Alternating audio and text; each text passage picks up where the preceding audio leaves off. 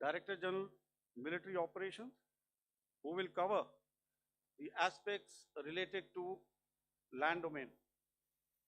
Air Marshal A.K. Bharti, to his right, Director General, Air Operations, will provide insights on the air domain. And to my right is Vice Admiral A.N. Pramod, Director General, Naval Operations, who will cover aspects on maritime domain. Following their briefings, we will move on to the question answer session. I now request the DGMO to commence the opening brief. Thank you, Sandeep. A very good evening to all of you, ladies and gentlemen. You are all by now familiar with the brutality and the dastardly manner in which 26 innocent lives were prematurely terminated at Pahalgam on the 22nd of April. When you combine those horrific scenes and the pain of the families that the nation witnessed with numerous other recent terrorist strikes on our armed forces and defenseless civilians, we knew that the time had arrived to make yet another compelling statement of our resolve as a nation. Operation Sindoor was conceptualized with a clear military aim to punish the perpetrators and planners of terror and to destroy their terror infrastructure. What I do not state here, of course, is the often stated determination of India and its intolerance to terror. It set into motion a very diligent and microscopic scarring of the terror landscape across the borders and the identification of terror camps and training sites. The locations that emerged were numerous, but as we deliberated more, we realized that some of these terror hubs were now bereft of any presence and had preemptively been vacated, fearing retribution from us. There was also a term of reference and our own binding, self-imposed restriction to target only terrorists and thus prevent collateral damage. There were 9 camps that you are now all familiar with, which were confirmed by our various intelligence agencies to be inhabited. Some of these were in POJK, while there were others that were located in the Punjab province in Pakistan. Nefarious places such as Muridke, the hub center of the Lashkar-e-Taiba, has over the years bred infamous characters such as Ajmal Kasab and the likes of David Headley.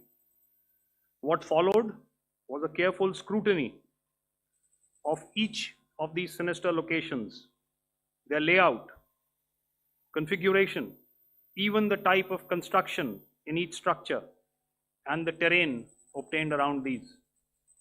This was with an obvious intent to deduce and identify the exact vector that was required for their neutralization, as also the eyes in the sky that we would send up to ensure that we brought back evidence that we had indeed targeted what we set out to. The precise images of these engagements on that fateful and historical night have already been showcased during the first press statement on the 7th of May that was helmed by our Foreign Secretary.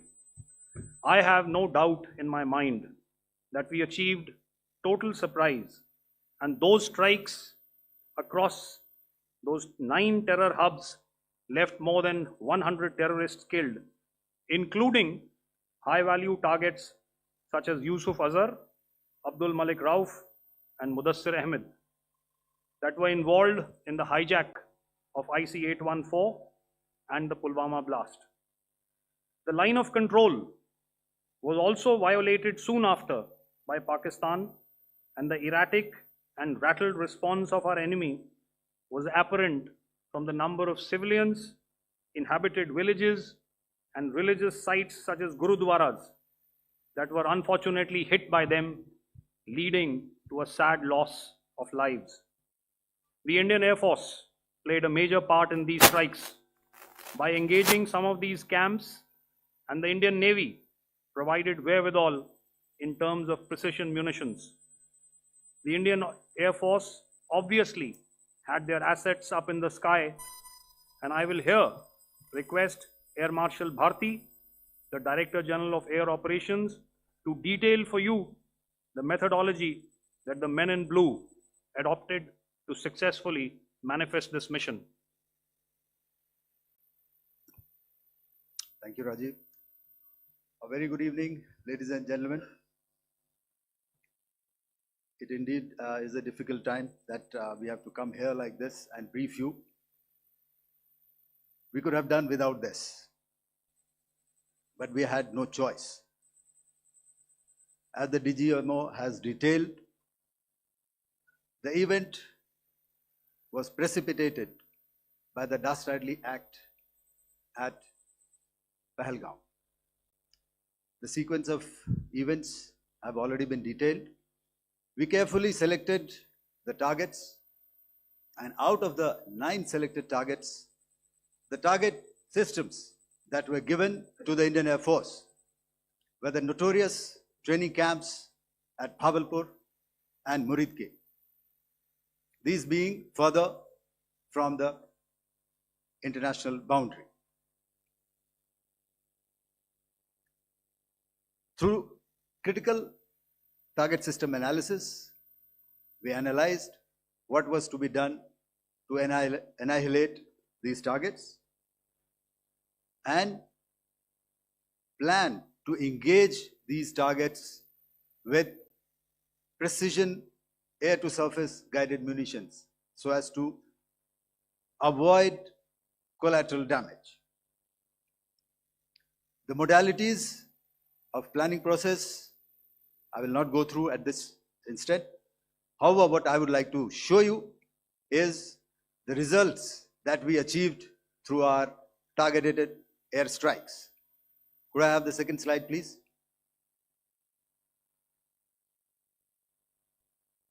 Yeah, change, please.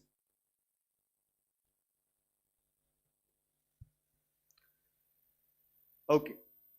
This is what the terror infra at Muridke looks like. If you see, north is as indicated, and to the right is east, where the international boundary lies. Could we have the next slide, please?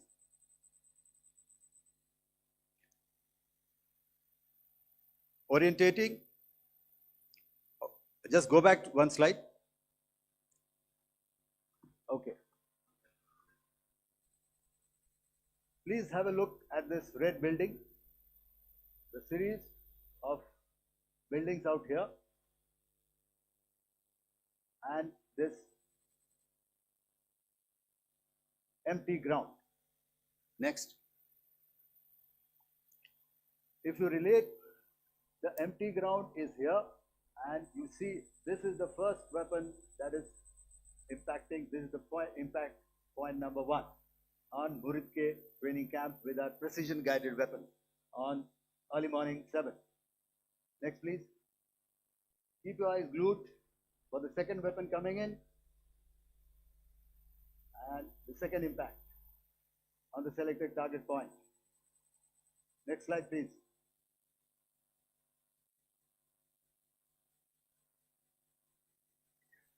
Third weapon, third impact. Continue. And fourth weapon, fourth impact. So through these targeted and precision targeting, we addressed the target at Muridke, which was the training infrastructure. Can you hear me? All right. Okay, I'll come closer to the mic. Now we go to the next target, which is the Bhavalpur training camp. Next slide, please. Okay, just wait. So the effect if you see the impact point, if I can point out, this is the impact point. The ammunition has gone through the roof and it has created a blast inside, the photographs of which you would have, all of you would have seen. And the red building, after that there was this double-story building. It has been completely decimated by precision targeting. Next, please. The target system, which was in the north, a series of buildings. I'll show you how it looked. Next. Completely destroyed by our precision targeting. Next. Now coming to Bhavalpur, this is the target complex that we are dealing with, a fairly large target complex. So we had to carefully choose the points that we needed to address, which were high value and which would meet our stated objectives of eliminating the terrorists. I would like to draw your attention to this red canopy, and in relation to that, I would cover the targets. One target system is a series of buildings here, other one here, and other one out here. Next slide, please. This is how it looked before, and this is how the building looked after the impact of the weapon. And orientation in relation to this red canopy, you can see here. Next, please. Before, next, and after. The roofs have completely collapsed. Next. This is the target system. Next. Precision targeting, and we have achieved our objectives here. Next. All right, so that was what we did on the 7th. Our objective was to address these two terrorist camps, and that we did with precision. And thereafter, we maintained a robust air defense posture, because remember, our objective was to target the terrorists and terrorist infrastructure, not any other infrastructure, not the Pakistani military, not the Pakistani any other infrastructure. So that is what we have maintained on the 7th of May. However, what we saw in the evening of 7th of May, we were saturated with a raid of Pakistani unmanned aerial vehicles and small drones. And these came in waves in our civilian areas, over our military installations, and all of them were successfully intercepted. Few of them did manage to land. However, there was not much damage that they did. And we have our robust counter-US hard kill and soft kill systems which did the job. However, the difference here was that we had targeted the terrorists. The adversary now has targeted our civilians and the military infrastructure. So it had to be responded to. So in a quick and calibrated response, that very night, we struck their radar installations at Lahore and close to Gujranwala, the LYT installation, to indicate to him that we are ready, yet we do not want to escalate. Our fight was with the terrorists and not with the Pakistani military establishment. Thank you.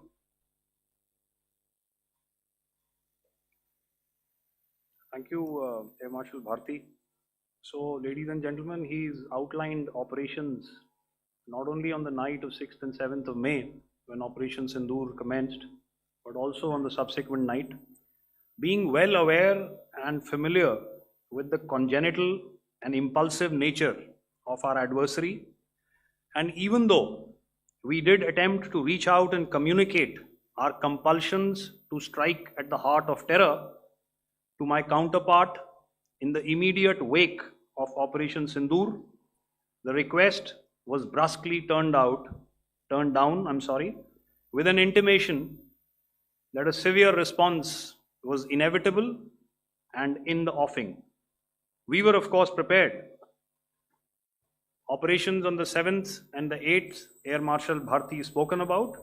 On the night of 8th and 9th of May, they flew drones and aircrafts into our airspace all across the borders and made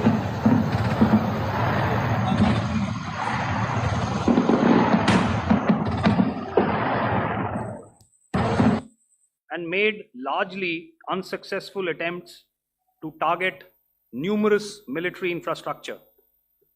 Violations on the line of control by Pakistan also commenced yet again and precipitated into fierce arty engagements.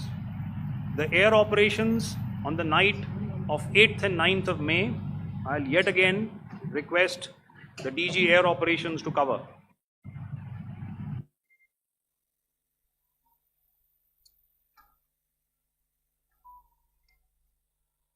So I just covered what happened on the night of 7th and 8th. What we found that on the night of 8th and 9th, starting as early as 22:30 hours, our cities had a mass raid of drones, unmanned aerial vehicles, UCAVs, starting right from Srinagar, going down right up to Nalia. It was a mass raid in waves and it was relentless. However, we were prepared and our air defense preparedness ensured that there is no damage on ground or to any of the intended targets that the enemy might have planned for. The difference between 7th night and 8th night was that on 7th night, he sent in his Yeha class of UAVs. However, these UAVs can go some distance, they are armed. However, on the 8th, less numbers of armed UCAVs were there or UAVs were there, and more numbers of quadcopters, maybe for surveillance or just for harassment of civilians. This continued till midnight. Our air defense preparedness ensured that there was no damage on the ground, either to the military installations or to the civilians. However, the enemy had yet again shown that he wanted to up the ante and he wanted a fight, and we were up to the task. In a measured and calibrated response, we once again targeted his military installations, which included his SAM sites at Malirkant. This also included his surveillance radar sites at Lahore and close to Gujranwala.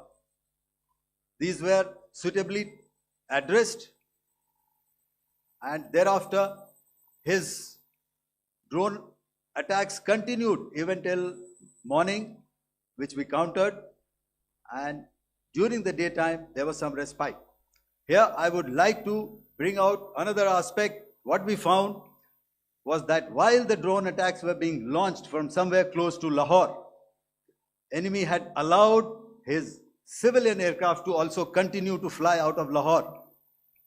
Not only his own aircraft, but international passenger aircraft, which is quite insensitive, and we had to exercise extreme caution, even at the cost of some tactical disadvantage, to ensure that there is no damage to any of the civilian aircraft.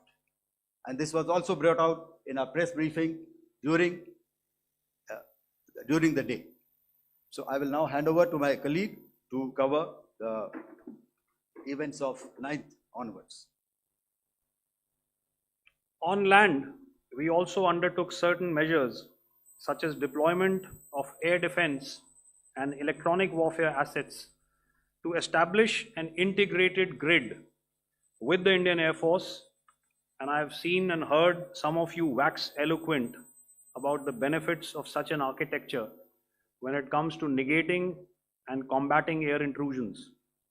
We also carried out deployment to include movement of our forces in the land, sea, and air domains. The night of the 9th and the 10th of May saw similar intrusions by drones and aircrafts, and this time there was a concerted effort to target airfields and some very, very important logistic installations, albeit yet again unsuccessful and denied gallantly and efficiently, I must say, by the integrated Indian Air Force and Indian Army Air Defense. We further strengthened our deployment and also initiated some pressure points to send a very clear and unambiguous message to the other side to desist from any misadventures on land. Some of the airfields and dumps saw repeated attacks in waves from the air. All were thwarted. The Pakistan Army has reported to have lost approximately 35 to 40 personnel in artillery and small arms firing on the line of control between the 7th and the 10th of May. What the other side had probably also not reckoned with was the speedy and precise turnaround and hit back by the Indian Air Force. And I will yet again ask Air Marshal Bharti to speak about these significant and game-changing strikes. I will thereafter request Vice Admiral Pramod, my colleague and Director General of Naval Operations, to tell us about some very telling naval maneuvers in the Arabian Sea that exerted pressure on the night of 9th and 10th of May. Over to you, sir. Commencing about 2000 hours, that is 8 p.m. local time, on 8th of May, several Pakistani unmanned aerial systems, drones, combat vehicles attacked multiple IF bases. These included Jammu, Udhampur, Pathankot, Amritsar, Bhatinda, Nal, Dalhousie, Thois, Jaisalmer, Uttarlai, Falodi, Nalia. These were almost simultaneous and they came in waves. All our AD guns and other systems were waiting for them. All these waves were neutralized by our trained crew using the air defense systems that they have, and also some of them were utilized using our legacy systems like Pechoras and IF Summer, which we have recently acquired, and some were neutralized by the Garud snipers. There was no damage on ground from these incursions and these mass raids, if I could call them, from the Pakistani side. However, following these relentless attacks on our air bases, on our forward positions, and on our civilian targets, this was time to convey some message to our adversaries. And therefore, a decision was taken to strike where it would hurt. And towards that, in a swift, coordinated, calibrated attack, we struck his air bases, command centers, military infrastructure, air defense systems across the entire Western Front. The bases we struck include Chaklala, Rafiki, and mind you, Chaklala is Islamabad, Rahim Yar Khan, Sakar, sending a clear message that aggression will not be tolerated. This was followed by strikes at Sargoda, Bholari, Jacobabad. We also struck the C2 centers at Murid, the UAE complex at Murid, Rafiki, radar at Chunia, which I will show you, Rahim Yar Khan airfield, and the unmanned combat aerial vehicle hangar at Sakar. I would like to reiterate here that we have the capability to target every system at these bases and more. However, it was only a measured response to instill good wisdom to our adversary to refrain from further escalation. IF response was directed only at military installations, avoiding civilian and collateral damage. I would now like to show you some of the effects that have been achieved as a result of our air operation.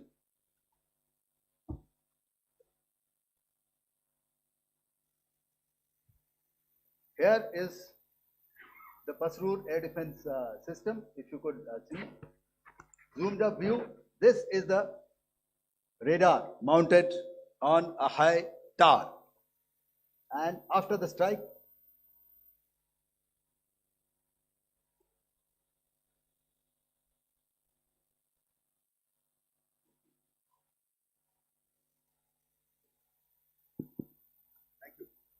can you hear me? Yeah, thank you. And after the strike, this is what has happened. This radar has been taken out, completely burnt. Next slide, please. The Chunia air defense radar, which was taken out on 7th and 8th. This is the radar site. A blown up photograph, once again, on a tower. Not very clear, but what you see very clearly is the after effect after we have stuck. The radar head has been completely decapitated. Next slide, please. Arifwala air defense radar. In this complex, you see how it looked before, blown up image, and after really blown up. Next. Now coming to Sargodha airfield. Remember, this is one of their important airfields wherein they have a lot of assets, F-16s, other assets which they keep getting, training institutes. And we have stuck this airfield. It is not, if you zoom in here, then one impact point here on the runway and second impact point of our weapon, precision weapon on the runway. And if you see, this blown up, repairing going on. Same here. Next. Rahimyar Khan. This is the area we have stuck. A deep strike out here and one complex here. So this is how it looked before, and same. You see a big crater, another crater here, and this complex after strike neutralized. Next. Chaklala airfield, Noor Khan, once again a major air base, a lot of their logistic assets out here. This was the chosen complex that we intended to strike and convey a message. Next slide, please. This is how it looked before, and this is how it looked after our strike. Next. Sakar. We chose the radar site at Sakar. This is the radar site, and after it was struck, this is the aftermath, completely burnt out. Next, please. Aircraft shelter. This is how it looked before the strike, and this is how it looked after the strike. The roof of the buildings completely caved in and burnt. Next. Bolari airfield, aircraft hangar. This is how it looked before, and this is how it looked after the precision strike. Next. Jacobabad, aircraft hangar, and this is how it looked after. Next. So what I'm trying to convey here, ladies and gentlemen, is to start with, our fight was neither with the Pakistani military nor with anybody else who's there on the other side. Our fight was with the terrorists. We neutralized the terrorists that we selected to be neutralized, and thereafter we only maintained the air defense posture. However, we were relentlessly pounded by waves after waves, night after night, by his UCAVs, by his drones and by his other unmanned aerial systems. And that left us with no choice but to retaliate, and yet our retaliation was calibrated, it was graduated, and it was proportionate. Thank you.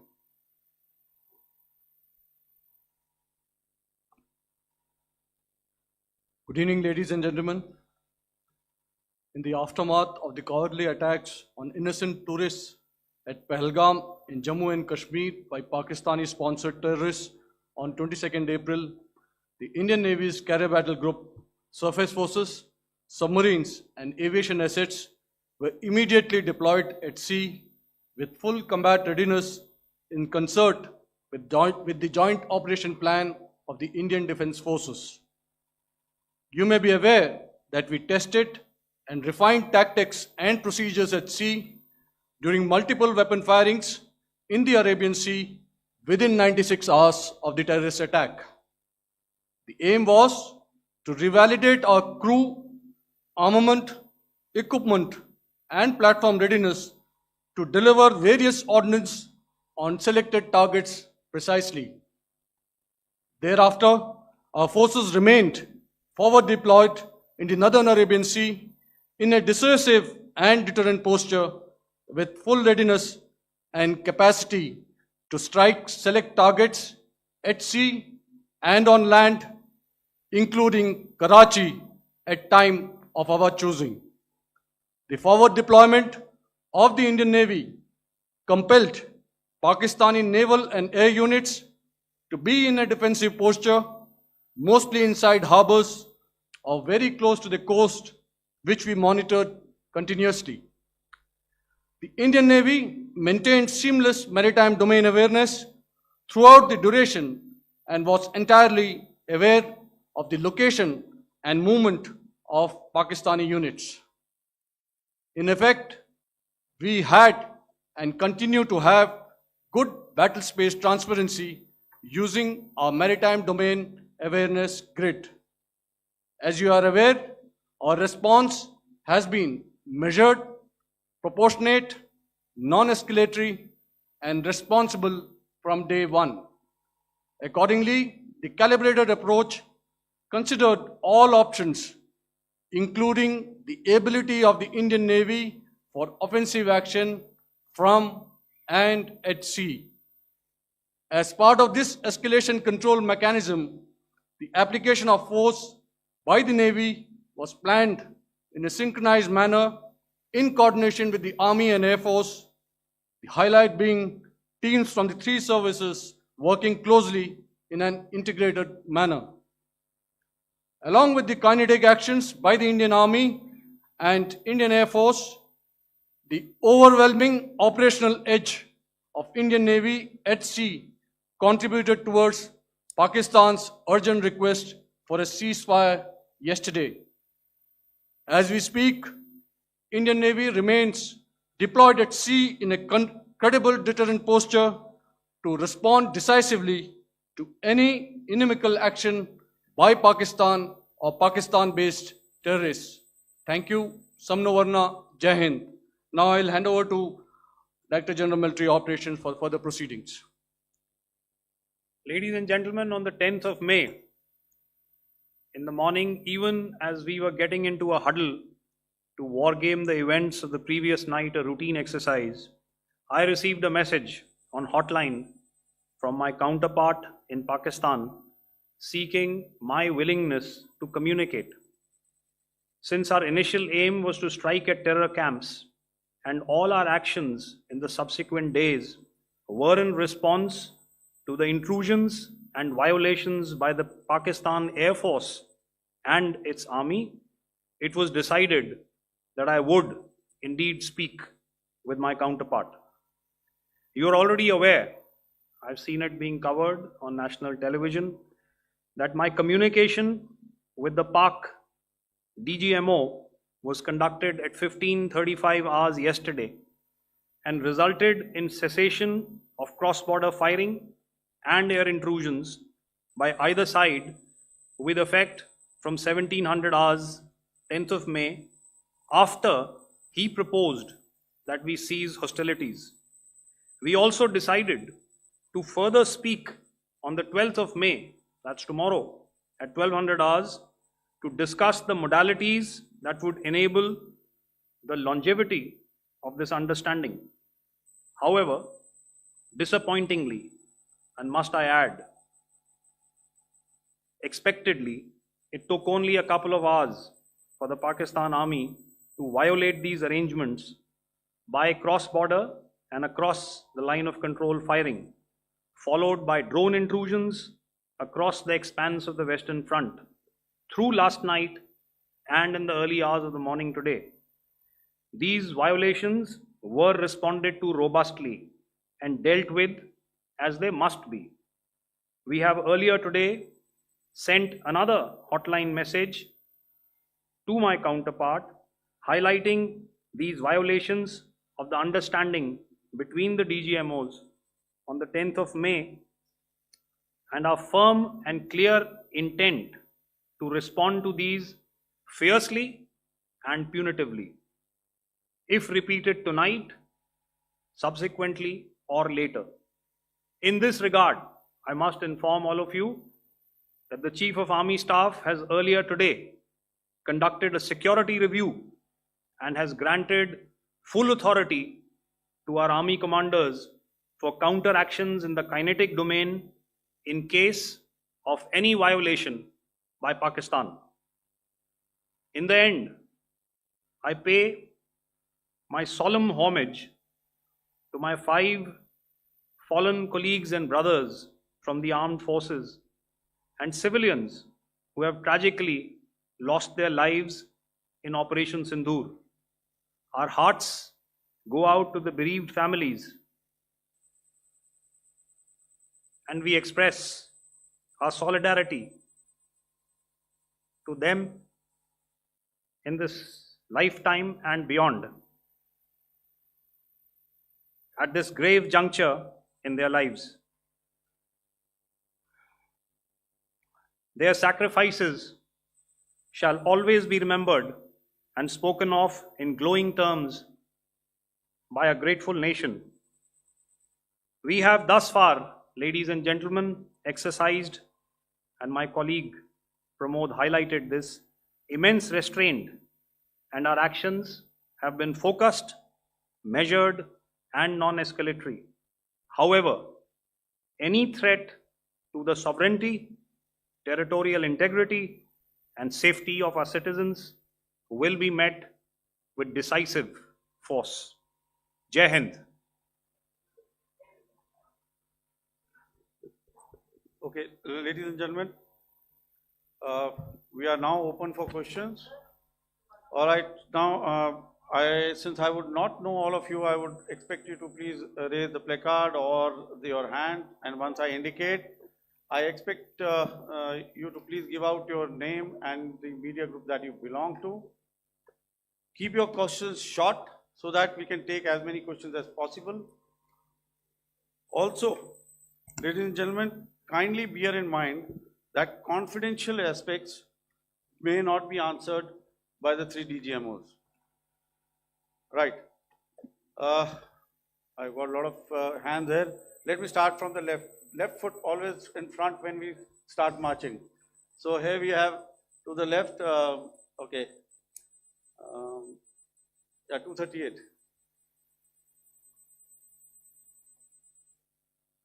Hello. So this is Manas Pratimhuyan from PTI, Press Trust of India. So the understanding that was reached yesterday on stopping the military operations and actions, was it for just 3 days? And what would be the cost escalation if there is violation of this understanding by the Pakistani side? And my subsequent question would be that we have a kind of ceasefire agreement with Pakistan that was finalized in 2003. So will there be some kind of similarities in frameworks between the two kind of understandings, 2003 ceasefire agreement and the current understanding on stopping military operations? And again, what are the cost that will be incurring on Pakistan if Pakistan again resorts to this kind of terrorist activities, because we have made it very clear that the cost will be very high. So I would like to have your thoughts on it. Okay, so I'll answer the latter part of the question first. I also want to add that while the initial ceasefire agreement, as you correctly pointed out, is of the 2003 vintage, but I must remind you that in 2021, in the month of February, and this was then when the crisis in eastern Ladakh was also on, the two DGMOs had spoken and arrived at a ceasefire understanding that lasted right up until this unfortunate attack at Pahalgam. Once our Foreign Secretary had announced the decisions of the CCS in the immediate wake of that attack, he had announced certain measures, and then of course Pakistan had in turn made its own announcements.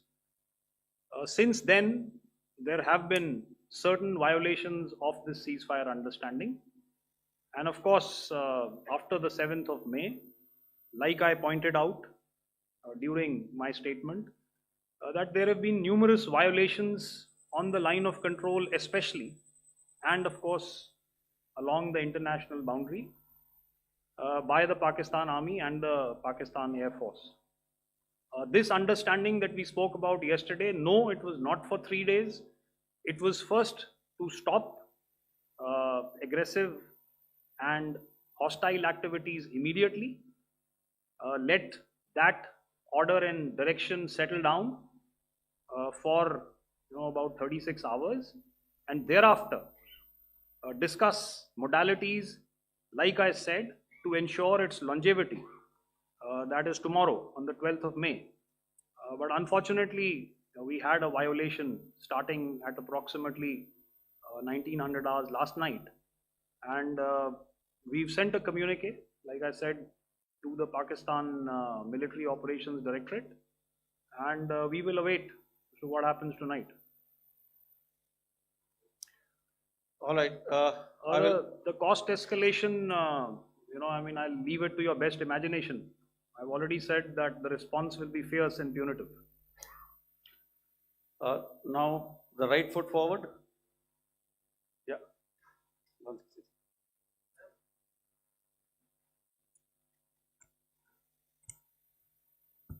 Sir, I am Ajit Dubey from ANI, sir. Sir, my question is that you talked about the loss of lives to the Pakistan army, that was around 35 to 40 kills secured by the Indian army. Sir, can you tell us what would be the total loss of life to the Pakistan army in both army and air force attacks, sir? And how good was the performance of the BrahMos, Scalp and the S-400 during the operations? And sir, since we just one line, no multiple sir. questions, please. Sir, all right. and since sir, we have achieved such a spectacular, we have made good achievements in this entire operation, can we say that we have emerged victorious, or we have a big upper hand over the Pakistanis in this entire conflict? Thank you very much, sir. So I'll answer the question about the loss of lives on the other side. Of course, there are various means to ascertain that number. There is information from various agencies that come in. There are, of course, on the line of control, other ways to find out as to what has been the effect of what you are doing there in ceasefire violations. So therefore, I mentioned 35 to 40 on the line of control, and please remember that once Operation Sindoor was launched, the responses of the Pakistan Army were also on Indian Army or the Indian Armed Forces infrastructure. Let me put it that way. So that's why I did not cover casualties of the Pakistan Army, at least in the initial phases of battle, because those were not our targets.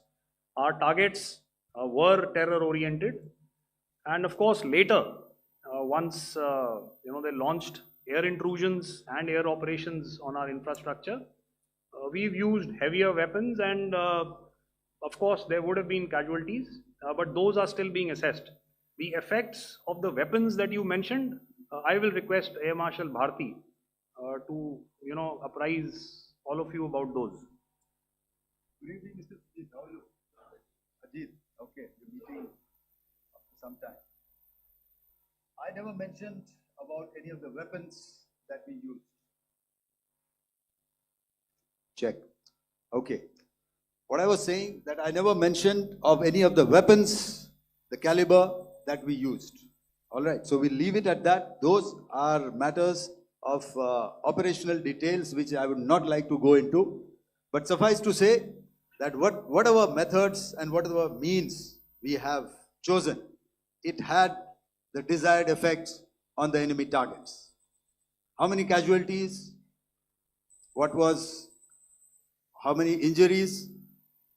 Well, to start with, our aim was not to inflict casualties, but in case there have been, it is for them to count. Our job is to hit the target, not to count the body bags.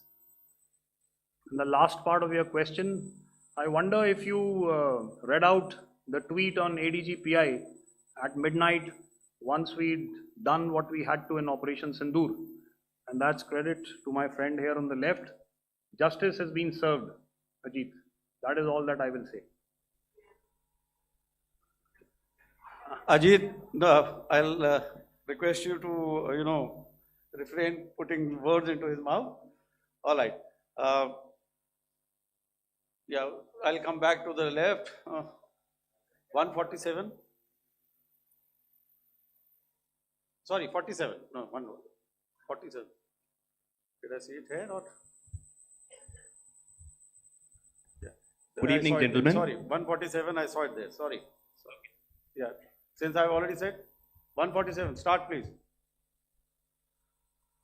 Hi, sir. Good evening. This is Shivam Patel from Reuters News Agency. Thank you for giving me the opportunity. My question, sir, is how many military targets did Indian Armed Forces strike in Pakistan in response to the attacks from Pakistan? How were these targets selected?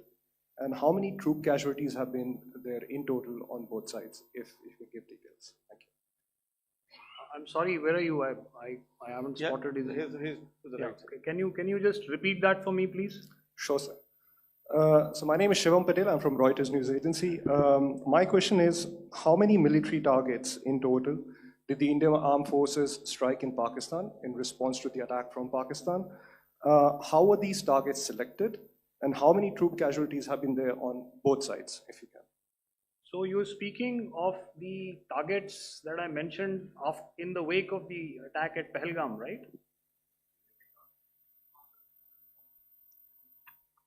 Yeah, I think it's amply clear to everybody here that the Pakistan army has not crossed the international boundary, neither in the plain sector nor on the line of control. So the intrusions have been in the air.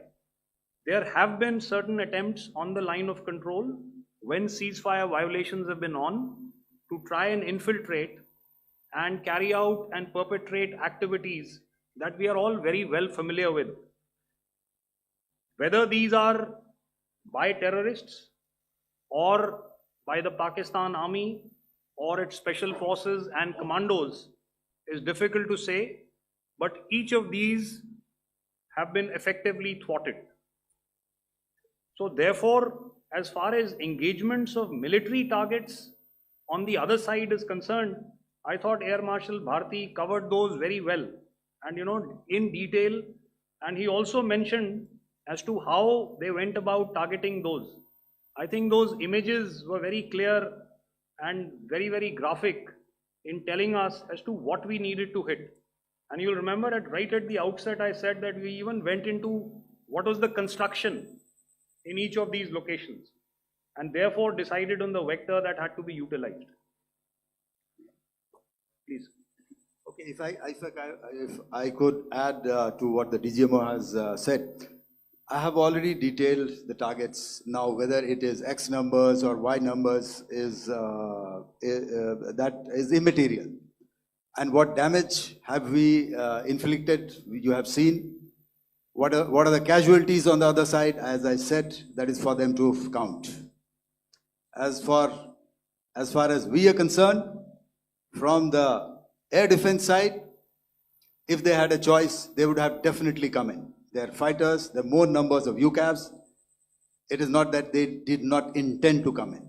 It is only that our robust AD posture prevented them from coming in. So that must be known, and that must be realized by all the audience here. Yeah, I'll come to the left now, 24.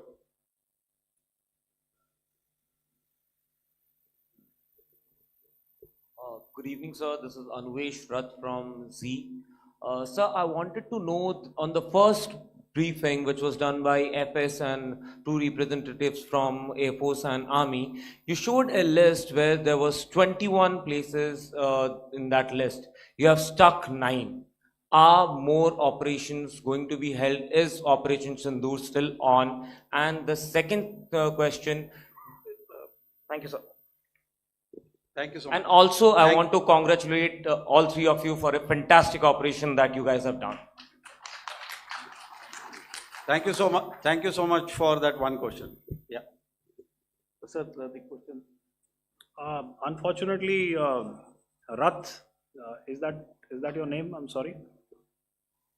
You know, as far as operational details are concerned, I am not in a position to share those right now.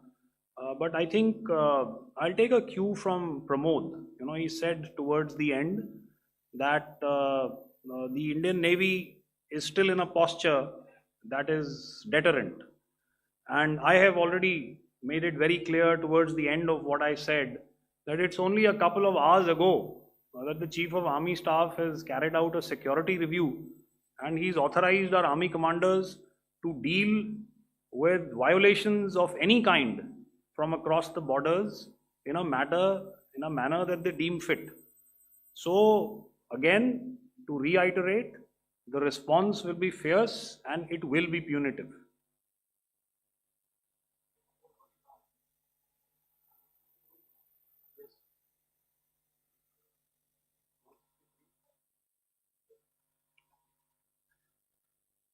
I'll go back this side now. Yeah, 255. She said middle wale kya karenge, so 255. Oh, sorry. Good evening, sir. I'm Shailesh from National Defense. Please allow me, first of all, to pay my gratitude for protecting us Indians. Thank you very much. Sir, since the enemy has been talking about taking down our aerial platforms, it would be deemed fit in case we can reveal that we have taken down their fighter jets. What could be the number? Though you said that they may be not good to reveal the platforms, but since this has come from various quarters in Pakistan, so I believe that we need to answer, in case if you can, sir, if you may allow. The question is for me? Yes, sir. Okay, and if I get it right, you want to know how many of their planes we have downed? Yes, sir. Yes, sir. All right. See, as I said, their planes were prevented from coming inside our border. All right. So we do not have the wreckage with us, but definitely we have downed a few planes. Numbers, we would not like to hazard a guess out here. Okay. I have the numbers, okay, and we are getting into the technical details of it to establish it. So I would not like to put a figure at this time, but definitely there are losses from their side which we have inflicted. Were they, please don't ask. Were they fourth generation plus, sir? No, See, sir, you're putting words into my mouth. Why do you say fourth generation? Let us make it high tech. Thank you so much, sir. all right. Yeah, 163.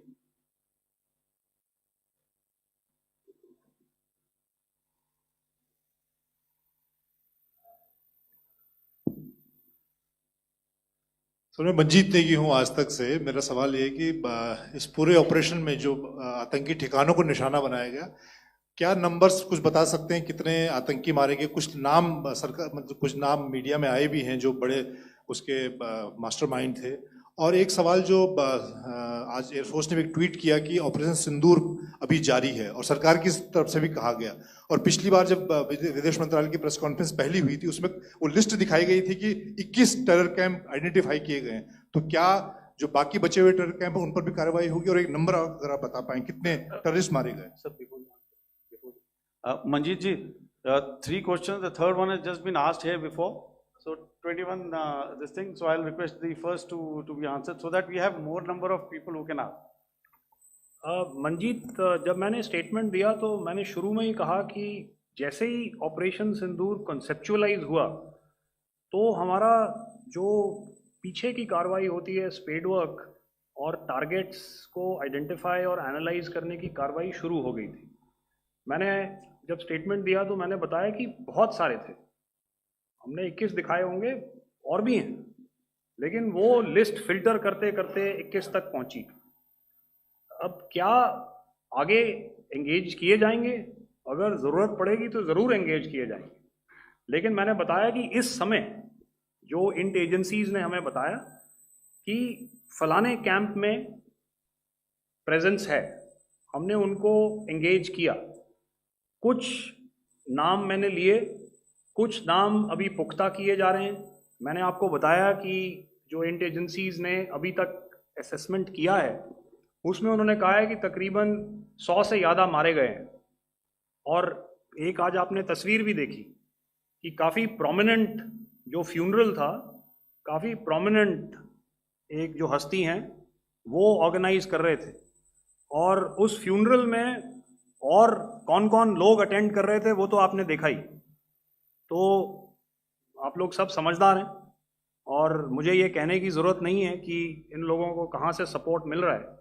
अगर नहीं मिल रहा होता तो operation सिंदूर नहीं होता, तो उसी की वजह से है ये ऑपरेशन। तो मेरे ख्याल से मैंने आपके सारे सवालों का जवाब दे दिया। Ma'am sir, next is from 17. Sir, मेरा नाम अंजू निर्वाण है, TV9 भारतवर्ष से। सर, मेरा सवाल ये है कि ऑपरेशन सिंदूर में हमारी जो इंडियन नेवी है उसके बारे में सर थोड़ा सा बताएं कि किस तरह की उसकी भूमिका रही, क्योंकि हमने इस दौरान सर देखा कि बहुत सारी स्पेकुलेशन भी रही और ये बोला गया कि कराची तक हमारी नेवी ने ऑपरेशन किया है। तो सर इस पे थोड़ी सी क्लैरिटी चाहिए। और सर हमने कौन कौन से फाइटर एयरक्राफ्ट डाउन किए हैं, अगर उसका भी थोड़ा सा क्लैरिटी मिल जाए तो अच्छा रहेगा। तो मैं आपका पहले सवाल का जवाब दूंगा। I will make few sentences and leave it for your imagination. First of all, as I mentioned, we have quantitative and qualitative edge to deliver a massive blow to our adversary, and we completely dominate in the maritime front. Indian Navy's action is part of the escalation ladder mechanism which we have worked out amongst 3 services. This time, if Pakistan dare take any action, and Pakistan knows it, what we are going to do. That's all. आपके सवाल का जवाब मैं पहले दे चुका हूं। आपके सवाल का जवाब मैं पहले दे चुका हूं, इसलिए मैं बस उस तक ही सीमित रखूंगा और इतना कहना चाहूंगा कि आने वाले दिनों में आपको खुद ही पता चल जाएगा, और ऐसी बातें छुपी नहीं रहती हैं, तो पता चल जाएगा। So at this time we'll just let it be. Okay, ladies and gentlemen, we have 1 or 2 more questions, sir. So please, they are going to be outside. You can speak to them there also. 104.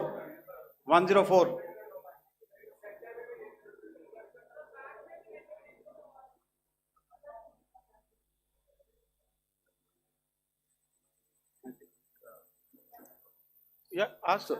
Sir, Dinaka with the Hindu newspaper. Are you surprised that you got this question? No, sir. Just look. Sir, can you give a number of assets we lost, because there's been a lot of speculation going on, international media writing a lot of things about our platforms, including Rafales. I mean, Pakistan claiming that Rafale has been downed, etc. Can you put that questions to rest and clarify on that? I guess that question is for me. All right, I'm happy that you've asked this question. You know, we are in a combat scenario, and losses are a part of combat. The question that you must ask us, okay, and indeed that we must ask ourselves, you inclusive, is have we achieved our objectives? Have we achieved our objective of decimating that terrorist camp? And the answer is a thumping yes. And the results are for the whole world to see. As for the details, what could have been, how many numbers, which platform did we lose? You know, at this time, I would not like to comment on that, because we are still in a combat situation. And if I comment on anything, it will only be adversary. So we don't want to give him any advantage at this stage. All I can say is that we have achieved our objectives that we selected, and all our pilots are back home. Thank you. Okay, hold, please don't, please be civil here. So we'll have 220 now. Hello sir, this is Anita Chaudhary sir from Swadesh newspaper. मेरा सवाल है, क्योंकि ये हमारे जो पहले जो action रहा वो आतंकवाद के खिलाफ रहा, तो आतंकवाद में अजहर मसूद की तरफ से एक बयान जारी किया गया था जिसमें उन्होंने कहा कि हम इसका बदला लेंगे और जाज रुलाएंगे। तो क्या अगला, अगर खुदा न खास्ता अगला टेरर अटैक किसी भी तरह का होता है, तो क्या उसे एक्ट ऑफ वॉर में हमारी तरफ से लिया जाएगा और उसका क्या माकूल जवाब दिया जा सकता है? मेरा इसमें सिर्फ एक ही जवाब है आपके लिए कि हमने अपनी कार्रवाई करी। हमने उसके बाद मैंने अपने स्टेटमेंट में भी बताया कि ये कम्युनिकेट करने की कोशिश करी कि हमने इस तरीके से ये जो स्ट्राइक्स हैं वो क्यों की। लेकिन जो हमारा एडवर्सरी है उसने जैसे मुनासिब समझा वो कार्रवाई करी। तो आपने देखा कि ये जो एक्टिविटीज़ चल रही हैं 3-4 दिन से, ये कोई वॉर से कम नहीं है। नॉर्मल सर्कमस्टांसेस में एक दूसरे देश की एयर फोर्सेस हवा में नहीं उड़ती हैं और एक दूसरे के ऊपर स्ट्राइक्स नहीं करती हैं। हर रात इंट्रूजन्स नहीं होते हैं। लाइन ऑफ कंट्रोल पर सीज फायर वायोलेशंस, आपके एक साथी ने सवाल पूछा था शुरू में, एक सीज फायर अंडरस्टैंडिंग था, वो भी जा चुका है। उस सीज फायर अंडरस्टैंडिंग के जाते जो फायरिंग हो रही है लाइन ऑफ कंट्रोल में, उसमें घुसपैठ की कोशिश हो रही है। आमतौर पर ये घुसपैठ लाइन ऑफ कंट्रोल में टेररिस्ट करते हैं, लेकिन हमें इंफॉर्मेशन है कि हो सकता है ये पाकिस्तान आर्मी की टोलियां भी हों जो हमारे पोस्ट के ऊपर खामी पहुंचाने की कोशिश कर रही हैं। तो ये सारी एक्टिविटीज़ तो वॉर में शामिल हैं। तो ये कहना मुश्किल है कि आगे क्या होगा, वो स्पेक्यूलेटिव जोन में आ जाता है और मैं स्पेक्यूलेट नहीं करना चाहता। हर एक सिचुएशन अलग होती है और उससे एक तरीके से डील किया जाता है। सर मैं एक सवाल इसका मैं जवाब देना चाहता हूँ, 1 मिनट। सो जो मिलिट्री होता है, our main job is to prevent war and maintain peace and stability. So it is not that our response is a graded response. That means अगर किसी ने किया तो उसको graded उसमें किया, जैसे terrorist action हुआ तो what we did is a terrorist action and then we destroyed all the terrorist camps. उसके बाद आपने देखा कि उनने थोड़ा सा कोशिश किया तो हमारे एयरफोर्स और आर्मी ने क्या किया, तो मिलिट्री टारगेट्स हैं उनके ऊपर थोड़ा। So our aim is to maintain peace and tell our adversary that you do this and the response will be bloody. Okay, now as per the, please, we'll have 166 and 25 and after that no more please. Sir, this side. Ladies and gentlemen, please maintain, Sir, I this request side, you to sir. please be quiet. Jal Ghai? No. This side, sir. We have only two Sir, questions left, 166. Yeah, please start. So I'm Rahul Singh from Hindustan Times, sir. So you were totally on top of the game in the kind of losses you've inflicted on the enemy. I mean, we saw the slides and everything. So it kind of comes across that you were batting it 99 and you decided to declare your innings. What are your thoughts on that, sir? And do you think, are you weighing the option of the Pakistan army using this time, buying this time of the so-called ceasefire, or the understanding? And you talked about how they could not be trusted. So buying time to kind of build up their war reserves, getting stuff from their friends like Turkey or China, are we considering that possibility, sir? Look, see, the call came from the Pakistani side to speak about cessation of hostilities. What pauses mean during such conflicts is known to everybody. You know, I don't want to go into the pros and cons of how preparation for war is made. You know, that is a process in itself. But I think my senior colleague here, the DG Air Operations, spoke, or he alluded at least, you know, to what this operation was precisely and specifically meant for. And I think that's something that we achieved, you know, right at the outset. Had we had the option not to go further, we probably wouldn't have. But we've been compelled to be in this situation. And as you've seen, the armed forces of India, and you know, you've got the three Director Generals sitting here, we are always prepared to face any eventuality. And like I said, that's for the sovereignty, the territorial integrity, and the safety of our citizens.